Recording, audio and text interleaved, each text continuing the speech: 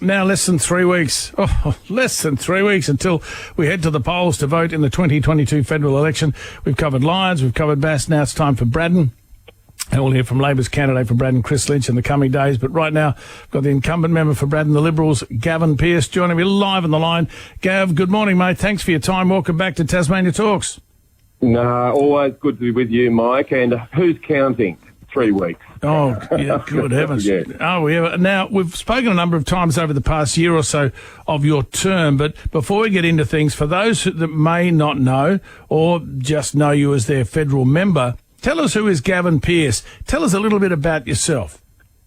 Sure, Mike. Well, I'm a fifth-generation northwest farming boy, born in Wynyard, and left school. I actually left school early. I left school as an apprentice at 15, ran a dairy farm, and then at 18 joined the military, allocated the Royal Australian Corps of Signals and Signals Intelligence, and spent 20 years of my life away in the military. And then my wife, my late wife, and I, discharged after a 20-year career, came back down here, borrowed a heap of money, Mike, and bought a couple of farms and went farming and a concrete, prefabricated concrete business. So ran that for quite a few years. Sadly lost my wife to, at 32 to the scourge of that wretched cancer, and was forced to, or it was actually my honour, to bring up my little boy. He was 7 when his mum died. So we got him off through school, and he's now 19, full of testosterone and attitude, and doing very well in life. But it gave me the opportunity to fulfil my passion, and that was politics. Why'd you get into politics, Gav? It's a good question, and I'm going to be really honest with you. I was disappointed. Having come from the northwest and worked hard in business all my life, I didn't come from a privileged family at all, but it used to churn my stomach that politicians and supposed leaders would talk down our region. They would almost talk as if it was the welfare part of the state, that they treated the West Coast and the Northwest with almost contempt, and they painted a very dim picture. Feel sorry for us and give us some more federal funding. And I believe that is the wrong way to talk to our young generation, and I believe that we, in fact, live in the brightest, part of the state, part of the country, where our prospects are immense. I mean, the potential that we have as a region, I don't think we've even began to scratch the surface. So I wanted to make a difference. I wanted to give that next generation, a bit of pride, a bit of self-confidence, and tell them let them know that they don't have to move away from the region. And things like our university that we've got up in Burnie, I'm so proud of, Mike. Study hubs in Zeehan and in Smithton, and we're trying for now one on King Island. But I want our young folk, our next generation, to recognise this as, it's the engine room of our economy. Obviously, we've heard from the unions they're not terribly happy with the Liberals and the federal government's education achievements. What do you feel in that regard? I know that you're you push a lot for as much in regard to the education funding side of things as you possibly can. No, I absolutely do, and I'm passionate about education. And in fact, the unions are a squeaky wheel when it comes to this, but people can see for themselves what the truth is. And I'm not saying to go to a federal government Liberal site.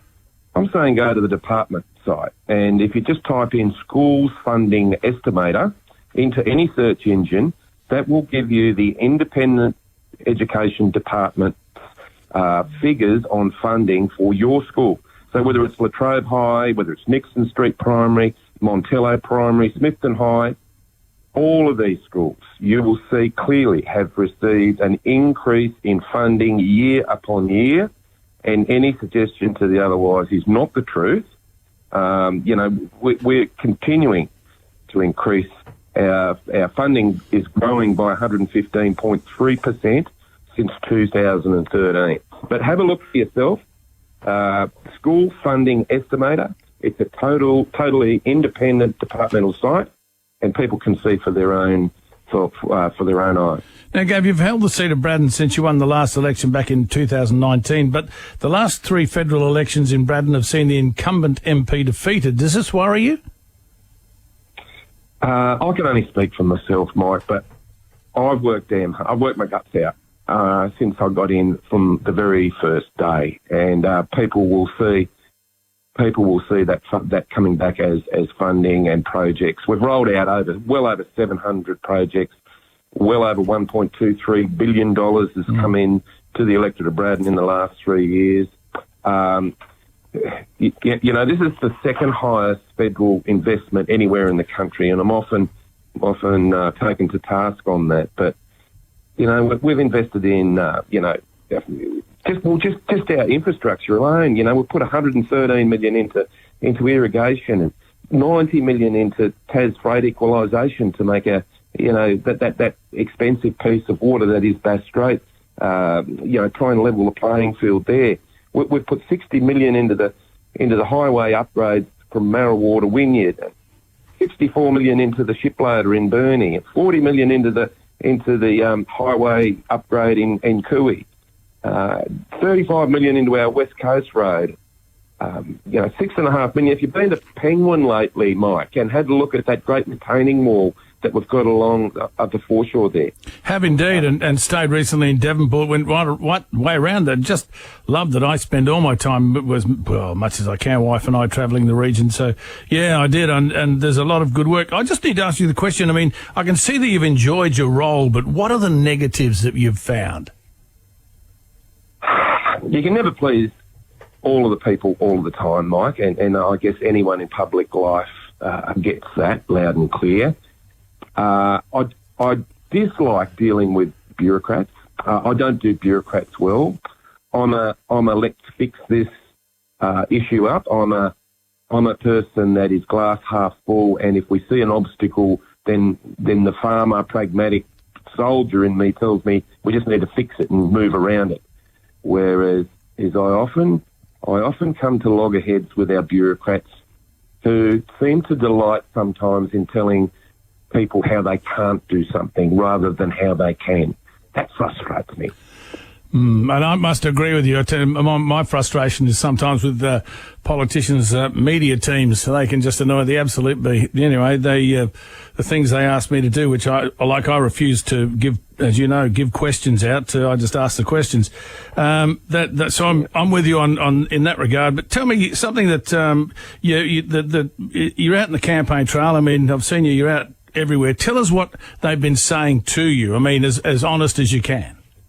Okay, so most people, Mike, are concerned about their futures, their job first and foremost. Now, when I come into this role, one of my primary task was to reduce the unemployment rate. If you look at, when Will Hodgman first took over, we were looking at well into the 8s in Tasmania, 8.8% it peaked at. Well, we've got that down now. We had to round that unemployment rate up to 4%, and it's coming down. Treasury predict that this calendar year we'll see that at 3.75%. And I believe that employment and getting a good job is the very foundation of a good future and will set you up for life. So, that's been a big achievement for me. So when it comes to what people are concerned about, yes, they are concerned about that job security, that future. They're concerned about cost of living and the international pressures that everywhere we look on the news, Mike, it's doom and gloom with what's happening in China, South China Sea, our international navigation rights there, supply chain hold-ups that we've got, particularly into Tasmania. The war in Ukraine and other disturbances around the geopolitical landscape, that's got to be worrying people, and they certainly articulate that. They talk to me about that. Maybe I think that career I had in the Defence Force. But our government, we've seen a record amount of funding when it comes to the defence of the country, making sure that Australians are kept safe. And, that got down to 1.73% of GDP. And I can remember when I was a digger, not even having, blank ammunition in our rifles. We had to say, this is trained soldiers going bang, bang, because we didn't get that funding. So I know what it means to have defence funding, pinched.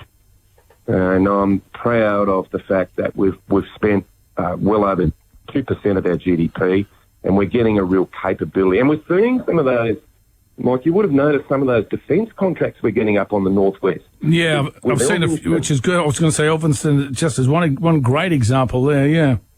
Yeah, so Elphinstone's, they've got a great project with Hunwa, J-Ben, that they're developing a launch and capture capability for an aerial surveillance aircraft.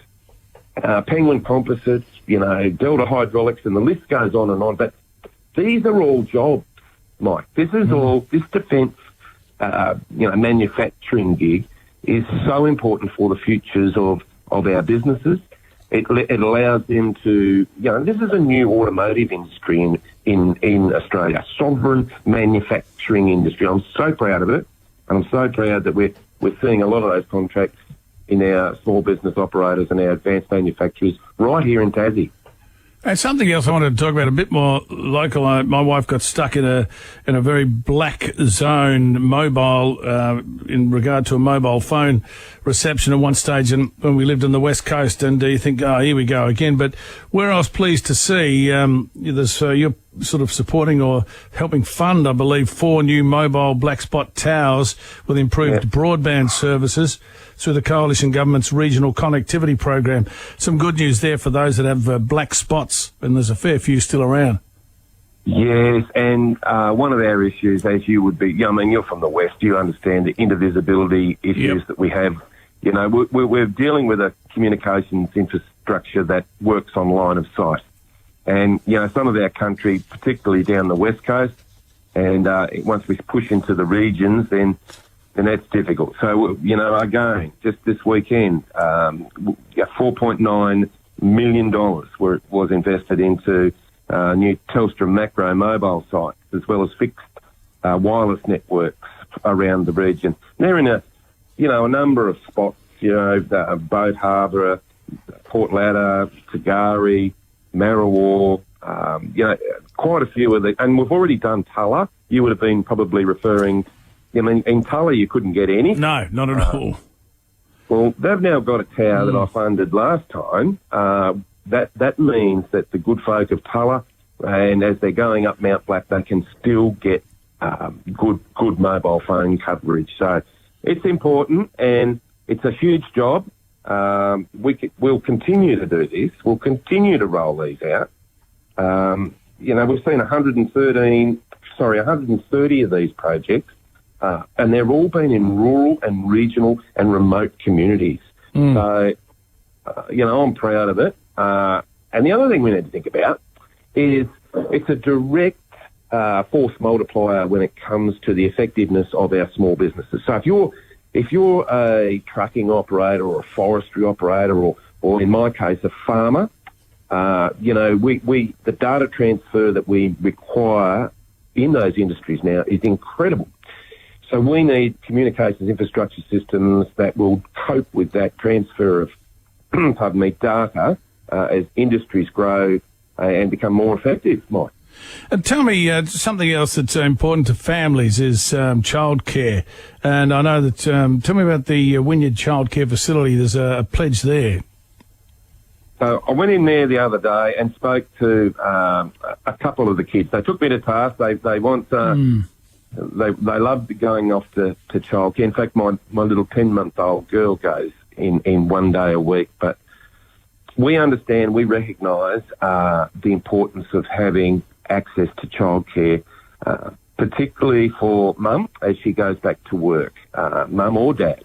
and we need to have a place where parents feel safe in dropping their kids off, and we know that those kids will be well looked after and well loved while mum or dad is away at work. So we've pledged a $1.5 million investment into the Wynyard Childcare Centre at Warrawin, and they will obviously go through the developmental process, but they want to expand those places from 60 out to 80, and that'll allow more people into the workforce and more women, Mike, in particular. Yeah. We've seen, it's just difficult, and I get this. My wife, she's apparently she's 36. I missed her last birthday. I was 50, but are you in trouble? We've got two little kids, and she's in finance, so she'd love to go back to work full time, but it is difficult. So I understand, and we as a government understand how important this is. So we're doing the best we can with trying to help where we can with childcare, and allowing a bit of flexibility in that workforce, because we've seen now in February was the great announcement where, for the first time in history, since records have been kept, it was the highest rate of female participation in the workforce in February this year, and we were that proud of it, but we've still got a long way to go.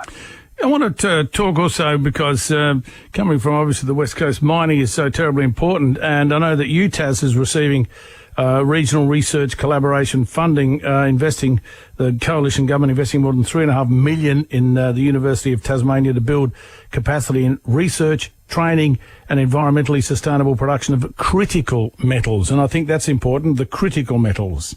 Yes, and the diversity, as you would appreciate, Mike, on the West Coast is second to none. It is the most diverse mineral deposit anywhere in the world.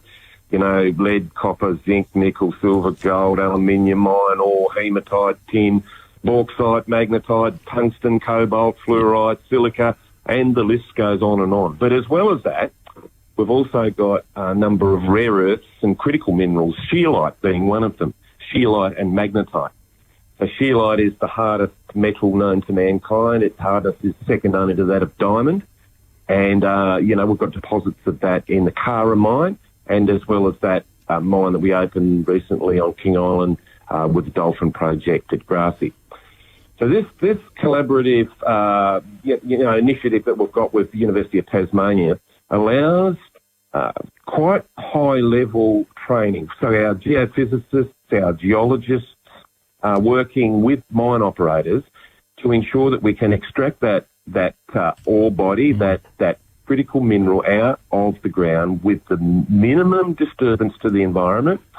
Because if we need a world, well, we all want a world with, our technology, our mobile phones, for instance, there's over 70 different elements, mineral elements that need to be mined in every single mobile phone.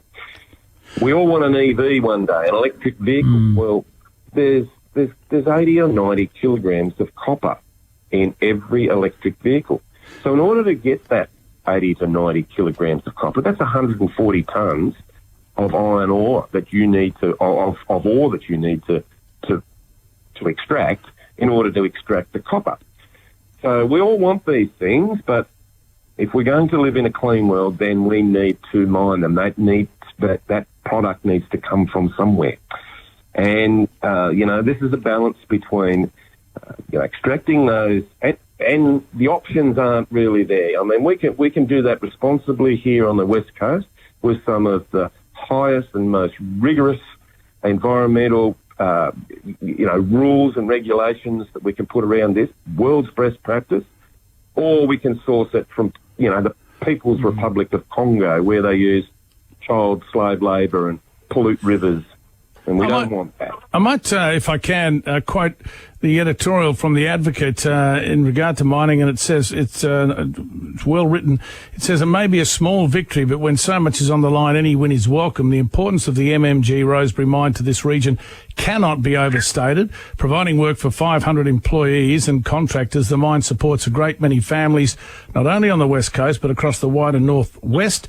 It also goes on to say the ideological zealots who want to lock away this entire area of 440,000 hectares won't compromise over even 1 hectare. And it was the federal court's decision yesterday to reject a bid by the BBF to stop preliminary work on the proposed new tailings facility.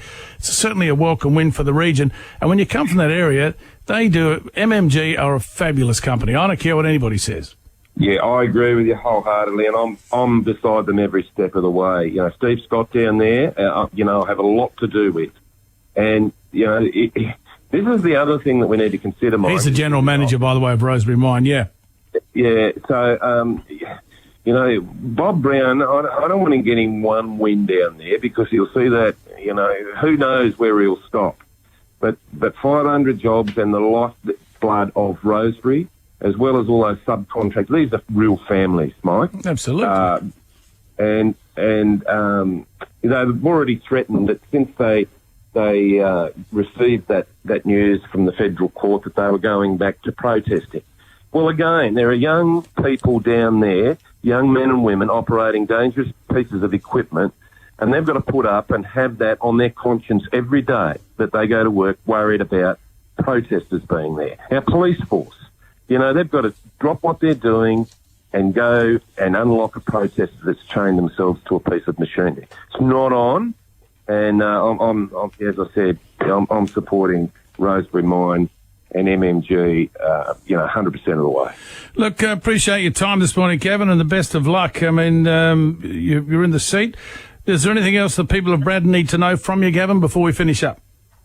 No, but what I really wanted to say is it's been an honour and a pleasure for the last 3 years. I think we've achieved a lot together. We've been through a lot.